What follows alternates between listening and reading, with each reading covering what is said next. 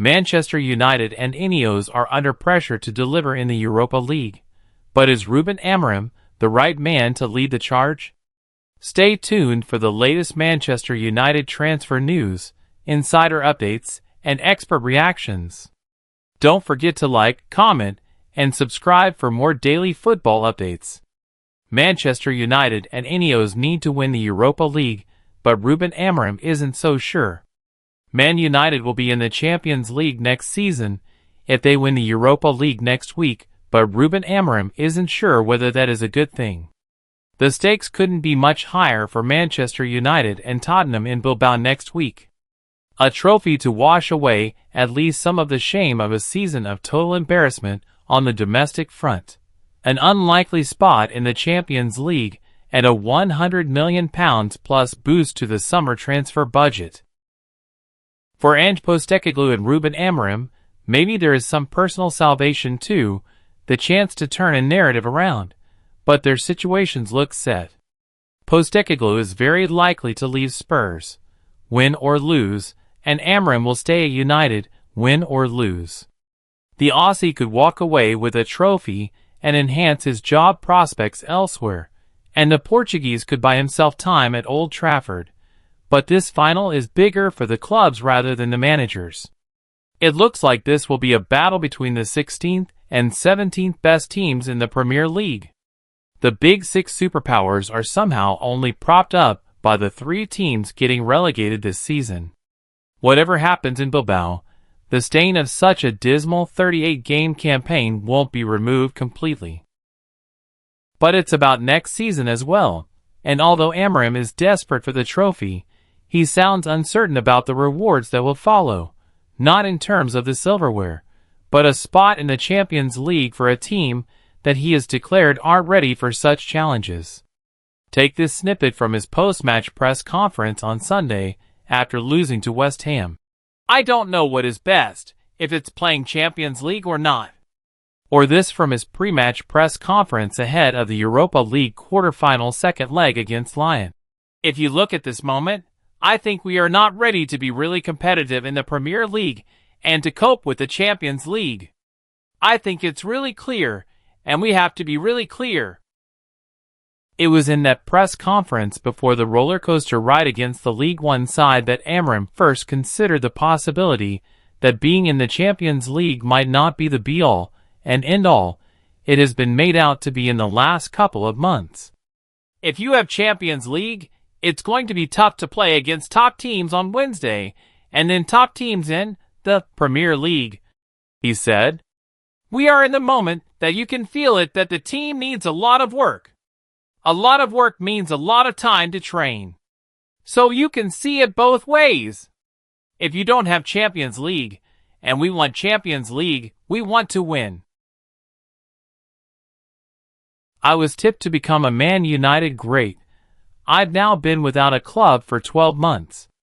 A big future was predicted when Tyler Blackett emerged onto the senior Manchester United stage under Louis van Gaal, but his career looks to have come to a premature end backslash. A little over a decade ago, a fresh-faced Tyler Blackett stepped onto the Old Trafford pitch for his Manchester United debut. At 31, the central defender now finds himself at a crossroads clubless, and without a competitive game in over a year since Rotherham United released him at the end of the 2023-24 season. Once hailed as a future Red Devils defensive cornerstone, Blackett forged a solid championship career after failing to make the grade at United. But his current limbo paints a stark contrast to the promise of his youth. "How I've been? Okay," Blackett told FlashScore earlier this year. "It's not been easy by any means. It's something which I've not had to deal with in my career before. Some days better than others. But I'm just getting through staying fit and training. Just keeping on top of things and doing what I can do to be ready when the right opportunity comes. It's about waiting for the right fit now." Blackett's journey began at 8 when he joined United, his boyhood club, dreaming of emulating defensive titans Rio Ferdinand and Nemanja Vidic. He rose swiftly through the academy, his blend of physicality and composure catching the eye. In 2014, with Ferdinand and Vidic both departing, a door cracked open. New manager Louis van Gaal, impressed by Blackett's preseason showings, fast-tracked him to the senior squad. Van Gaal was great for me, Blackett said. He obviously had trust in young players, and gave you that confidence by giving those outlines, and what he expected from you. That's what you had to focus on, and that helped me at that time. He was a manager who gave me an opportunity, and I have always praised him and thanked him for that. Blackett made 12 senior appearances in Van Gaal's first season, showing flashes of his potential. In 2015, when he signed a new contract, Van Gaal doubled down on his belief. Tyler has great potential, and I believe he is at the right club to continue his development and progression to become a great defender, the Dutchman said. The words carried weight, fueling optimism that Blackett could be United's next homegrown star. A loan move to Celtic was sorted the following season, with hopes Blackett could get some high-level, regular football under his belt before coming back to fight for a place in United's starting 11. Instead, the move backfired. Blackett languished on the bench or was used out of position at left back, sapping his confidence and rhythm. He returned to Manchester a shadow of the player who'd left. The arrival of Jose Mourinho in 2016 sealed Blackett's fate. Unlike Van Gaal, Mourinho showed little faith in the young defender, allowing him to join Reading without a single sniff of first-team action. Manchester United legend Paul Scholes claims Arsenal are making £51 million transfer mistake. Paul Scholes has questioned Arsenal's £51 million move for Martin Zubimendi and doubts both his ability as a midfielder and his suitability to the Gunners. Mikel Arteta has made Zubimendi, 26, one of his top targets ahead of the summer transfer window. Arsenal have been in talks with the Spaniard for several months, but feared Real Madrid would hijack their move for the Real Sociedad star. However, recent reports claim Zubimendi has agreed personal terms with Arsenal and will move to the Emirates Stadium when the summer window opens for £51 million. Arsenal's interest in the 26-year-old comes as Jorginho looks set to depart North London, while Thomas Partey has also been linked with a summer move. Zubimendi is expected to sit in front of Arsenal's back four and dictate play, allowing Declan Rice to move into a more attacking role. But Manchester United legend and ex-England midfielder Scholes has questioned Zubimendi's ability and where he would fit in the Arsenal team. What hole is Martin Zubimendi going to fill?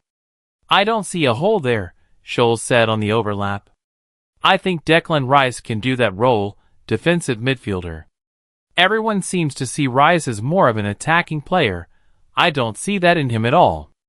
I don't see it in him.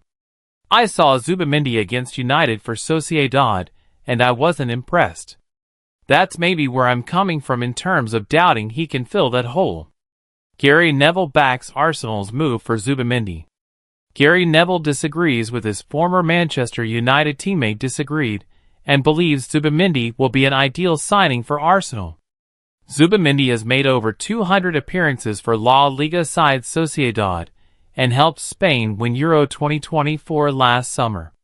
I'm surprised you say that. I'm really surprised you say that, Neville said. I genuinely don't believe Rice or Partey are anywhere near as good at receiving the ball as some of the other midfielders in the Premier League. I think Declan Rice is a brilliant player and Thomas Partey is a very good player, but I don't think they've got anyone who can control a football match properly in the top games. I think they really struggle with that. I think Jorginho is the best of them. I'm surprised you don't see that. They need someone to control the ball and keep it moving. As well as bringing Zubimendi to the Emirates Stadium, Arteta also wants to sign a new striker to take Arsenal to the next level. Victor Gyökeres, Benjamin Sesko, and Liam Delap are all of interest to the Gunners, who have gone a fifth successive season without a trophy. Arsenal's position as second place in the Premier League is even in jeopardy with 2 games remaining, with Newcastle United, Manchester City, Chelsea and Aston Villa all able to catch Arteta's side. The North London outfit play host to inform Newcastle this weekend before concluding the 2024-25 campaign against bottom-placed Southampton. Man United transfer news. Striker makes Old Trafford decision as Jadon Sancho move approved. Ruben Amorim can't wait to overhaul his squad in the summer window, but Man Utd's business may rest on the outcome of their Europa League final against Tottenham. Manchester United could give themselves a huge boost later this month, when they face Premier League rivals Tottenham in the Europa League final. A win in Europe's secondary competition would be a massive lift for Ruben Amorim's squad, not only securing them a trophy, but also a spot back in the Champions League, which could prove to be a key factor in persuading potential new signings to join Old Trafford as part of Amorim's drastic overhaul. United are set to welcome a plethora of new signings in the summer, and a host of stars have been linked with a move to Old Trafford, leading to some of the current United players being moved on. Liam Delap is reportedly leaning towards a move to United, with him set to leave Ipswich this summer. The 22-year-old is expected to exit Portman Road following Ipswich's relegation. United have been linked previously, and it now seems their chances of securing a deal have increased. According to TalkSport, Delap is leaning towards a move to Old Trafford. Chelsea are also said to be interested, while Nottingham Forest have been named as potential suitors. Delap reportedly has a £30 million release clause in his contract with Ipswich. River Plate chief Jorge Pablo Brito has insisted they're not hurrying to decide the fate of United target Franco Mastantuono. Speaking to ESPN via Sport Witness, he remarked, "The important thing is to remain calm with Mastantuono, understanding that he's 17 years old. He's not in a hurry, nor is River Plate. The best thing to do when something is in full swing is to let it continue to grow and not touch anything. You have to be very careful and not put more pressure on him than he already has." Mastantuono is also reportedly a target for Premier League rivals Chelsea. Sancho move approved. Flop Jadon Sancho has been offered an escape route to Turkey by Jose Mourinho. The 25-year-old's future remains unresolved, with Chelsea debating whether to pay United £5 million to cancel their £25 million obligation to buy. According to UNITED, Mourinho is interested in bringing the England winger to Fenerbahce, and has already approved his transfer. The Super League giants are said to agree with Mourinho, and have started to test the waters.